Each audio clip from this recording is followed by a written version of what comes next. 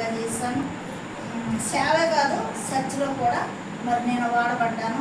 అదే రీతిగా పిల్లల్ని ఎప్పటికప్పుడు ఖండిస్తూ వాక్యంతో మరి బోధించేదాన్ని. ట్యూషన్ టీచర్ని కూడా నేనే. సాయంత్రం వరకు చెప్పి మళ్ళీ అయ్యగారు ఆఫీస్ నుంచి రాగానే అయ్యగారితో మళ్ళీ సేవకి వెళ్ళేదాన్ని. ఫస్ట్ రాజపుత్రుల ఇంట్లో నుంచి అన్య జనాంగం గ్రూప్లో నుంచి మా సేవ స్టార్ట్ అయింది. ఈరోజు కూడా అన్య జనాంగం దగ్గరికి ఎక్కువ దేవుడు మమ్మల్ని నడిపిస్తున్నాడు. వారు మనసు పొందుతున్నారు, రక్షణలో కూడా వస్తున్నారు. ఆత్మల వేట మాది, ఆత్మల వేట స్వర్గనాల్లో ఏ ఒక్క ఆత్మ కూడా నశించుకోవడం దేవుడికి ఇష్టం లేదు. కాబట్టి అలాంటి బాధ్యత బరువు మాకు ఇచ్చాడు. అది మేము నెరవేరుస్తాం మేము జీవించినంత వరకు. కాబట్టి ఈ దినాన్న ఈ యొక్క గృహానికి నడిపించి మళ్ళందరినీ అసలు ఆ సంతోషం అంతా కూడితే ఆకలి తెలీదు, ఆకలి అవ్వదు, అయ్యి తెలియదు, అంత ఆనందంగా ఉంటుంది. అలాంటి గ్రూప్ ఇచ్చాడండి. ముఖ్యంగా పెద్దబాబు స్వీడన్లో ఉన్నాడు. ఏరోస్పేస్లో మరి ఆ అబ్బాయి కూడా డివిజనల్ మేనేజరు. మరి వాళ్ళ పిల్లలిద్దరిని కూడా దేవుని సన్నిధిలోనే పెంచుతున్నాడు. క్యాష్ పడతాడు మా మనవడు. యేసు స్వామి నీకు నేను సమస్తం చాలా పాటలకు పడతాడు. రిపబ్లిక్ డే రోజు కూడా అన్ని వేల మందిలో వద్దే మాత్రం కొట్టాడు. అందరూ సాగయ్యారంట. మరి అదే రీతిగా సచ్చి పాటలు కూడా వాడే అరేంజ్ చేస్తాడంట ఇంట్లో. ఈ పాటలు కాదు, ఈ పాటలు కాదు. అమ్మాయి సింగర్ అంటే నేను అదే కోరుకున్నాను, సింగర్ కావాలి. పాటల ద్వారా దావీదు మహారాజు మరి నాట్యం చేస్తూ మరి వాయిస్తూ దేవుని స్తుతించాడు. నా మనవరాలు కూడా సింగర్ అండి. మరి పాటలు పాడుతుంది. భీమవరం అంత పెద్ద సచ్చి అంత వేల మందిలో కూడా మరి నా మనవరాలు పాటలు పాడింది. మరి ఆ పెంచుతున్నటువంటి తల్లిదండ్రులను బట్టి కూడా తల్లిదండ్రులు ఏ పాటలు అయితే నడుస్తారో బిడ్డలు కూడా అదే పాటలో నడుస్తారు. కాబట్టి నేను ఇక్కడున్న ప్రతి తల్లికి తండ్రికి మన పాట దేవుడి వాక్యంలో మనం నడిచినప్పుడు మన బిడ్డలు కూడా అదే రీతిగా నడుస్తారండి. అయితే బాబు కూడా ఏరోస్పేస్లో డివిజనల్ మేనేజర్. రెండో బాబు విషయం నేను చెప్పాలండి. మరి చాలా కష్టపడుతున్నాడు. వారం బెంగళూరులో రావడం ఇది జరుగుతుంది. మరి ఫ్యామిలీ జేఎంటీ దగ్గర ఉన్నారు.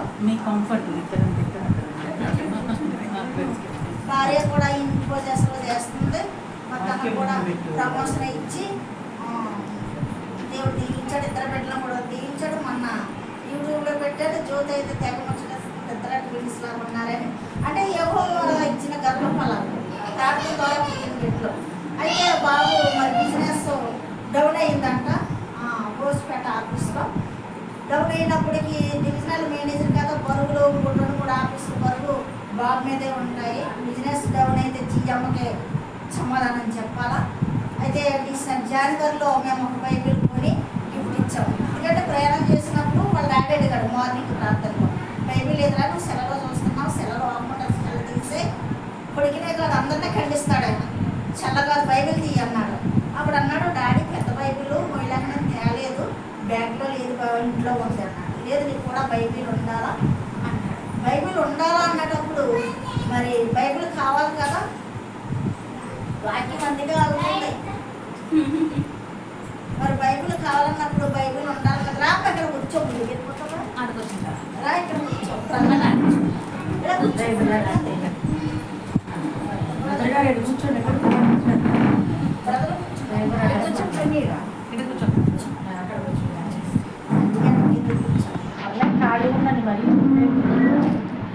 అన్నప్పుడు మరి నేను జనవరి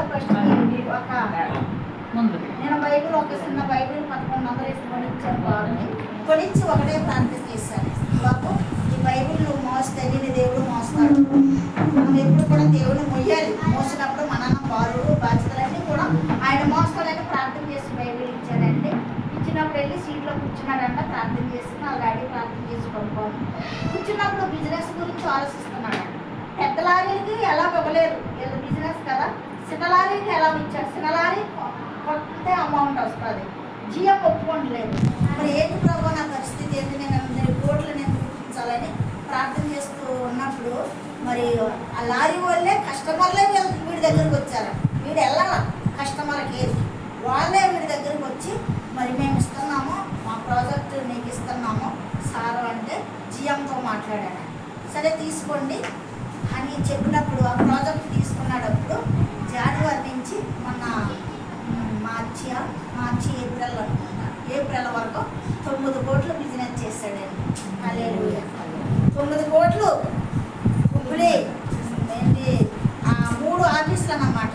3 ఆఫీసులకి హెడ్ కాబట్టి 9 కోట్లు చేసినప్పటికీ మద్రాసు నుంచి జిఎం అసిస్టెంట్ జిఎంలు ఉంటారు కదా, వీళ్ళందరూ వచ్చి బాబుకి మరి అవార్డు ఇచ్చి బాబు గురించి సాక్ష్యం చెప్పారండి. ఏం చెప్పారంటే, నీలో ఉన్న దేవుడు గొప్పవాడు, ఇంత చిన్న వయసులో 9 కోట్ల బిజినెస్ 3-4 నెలల్లో చేయడం మాటలు కాదు, అది మీ దేవుడి శక్తి అని మరి జిఎంలో కూడా సాక్ష్యం చెప్పారంటండి. అది ఘనతంతా దేవుడికే.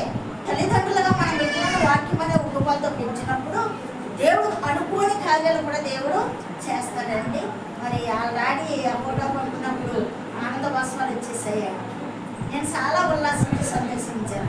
మా శ్రమకి, మా సమయానికి, మా ధనం ఖర్చుకి దేవుడు మా ప్రయాసానికి వ్యర్థంగా లేడు. ఇంకంతకంటే ఆనందం ఏముందంటే మనకి?